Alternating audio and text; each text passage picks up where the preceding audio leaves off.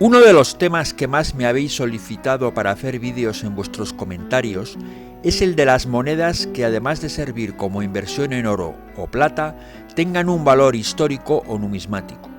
En este vídeo vamos a hablar de la moneda de oro que a lo largo de los siglos y en multitud de países y continentes fue utilizada como reserva máxima de valor, los 8 escudos españoles, comúnmente llamados onza de oro española.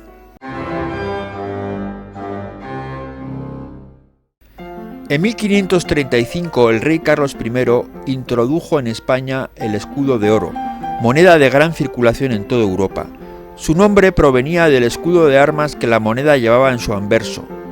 La moneda era marcada con la letra S de scutum, escudo en latín.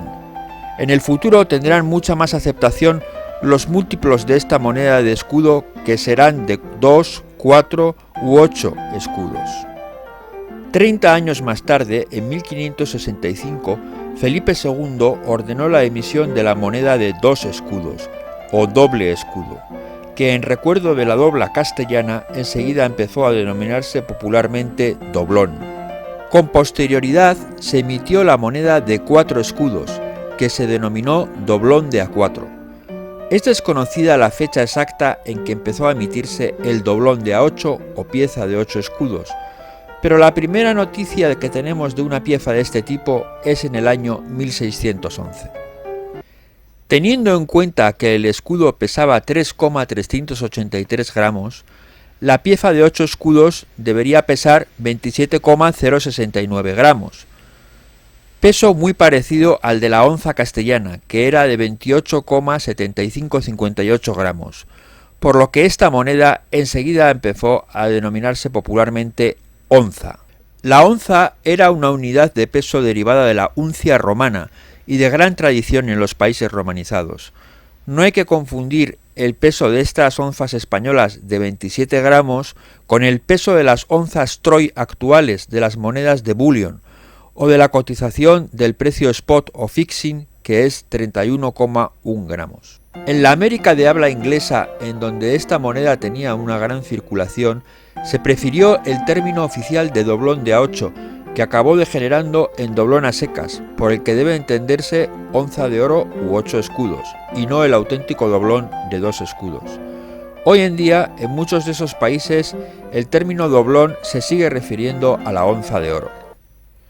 Con el transcurrir de los años aparecieron otros nombres, como onza de cruz, a aquellas que llevaban una cruz en el anverso, onzas de cabo de barra, aquellas onzas que estaban hechas a martillo de forma irregular en la península México y Santa Fe de Bogotá, onzas peruleras o macuquinas, a aquellas que se habían hecho a martillo en Perú, onzas peluconas o pelucas, a las que llevaban bustos de Felipe V o Fernando VI, por las ridículas pelucas francesas que los Borbones trajeron a España.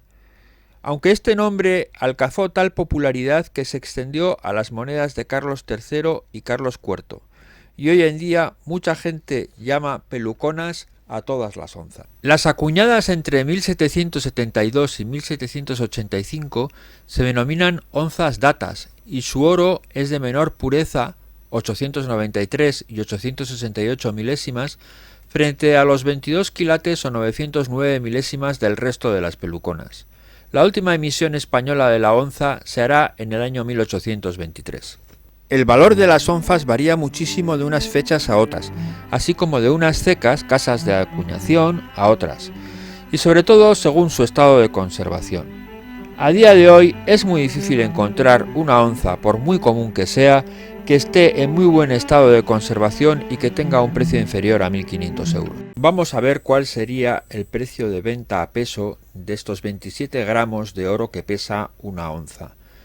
Vamos como siempre a la página de Andorrano Joyería, por tener un ejemplo, y vemos que el oro de 22 quilates se cotiza hoy en día a 42,50 gramos 42,50 euros el gramo.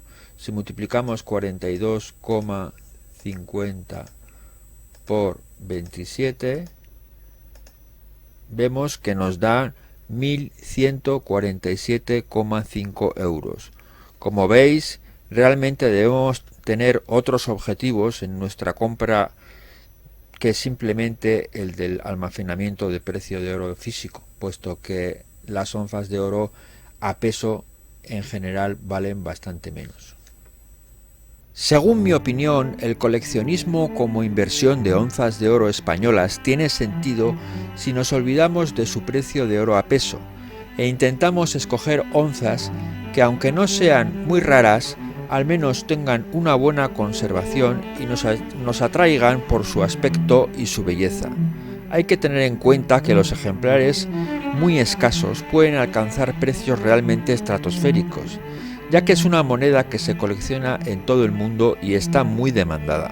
No veo sentido a invertir en onzas históricas de baja calidad para poder acercarnos a su precio en oro, pues tendremos que adquirir ejemplares mal conservados y poco atractivos.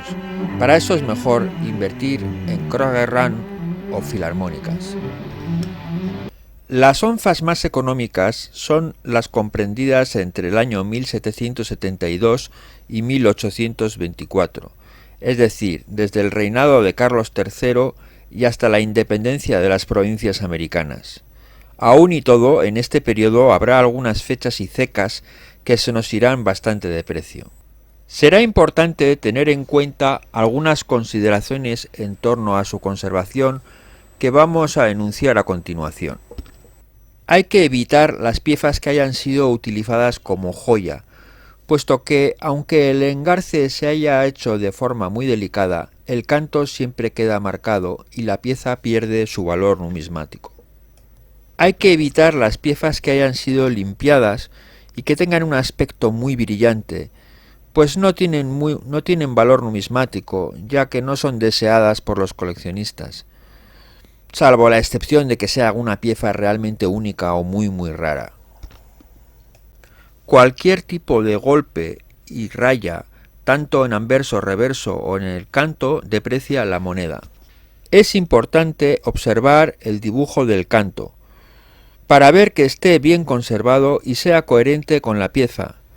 Y hay que resaltar que en Internet muchas veces no se fotografía el canto. A veces pequeñas láminas de oro se desgajan del campo de la moneda, ya que el oro se lamina con mucha facilidad, pensemos en los panes de oro. Entonces decimos que la pieza tiene hojas u hojitas, y por supuesto es un defecto que incide bastante en el precio.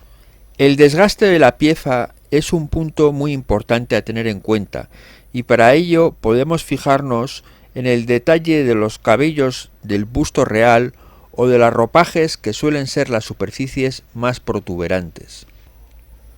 Otro defecto que puede tener la pieza es el de acuñación floja, es decir, no se trata de pieza desgastada, sino que simplemente cuando se acuñó el cuño no penetró con la suficiente presión en el metal y el dibujo ha quedado un poco vaído. Este tipo de defecto penaliza menos la pieza que el desgaste. Otro aspecto importante a evitar será el de las falsificaciones, que son bastante abundantes en este tipo de piezas. La medida más sencilla y primaria que podemos tomar para comprobar si una pieza es auténtica es pesarla y que su peso no difiera demasiado de los 27 gramos.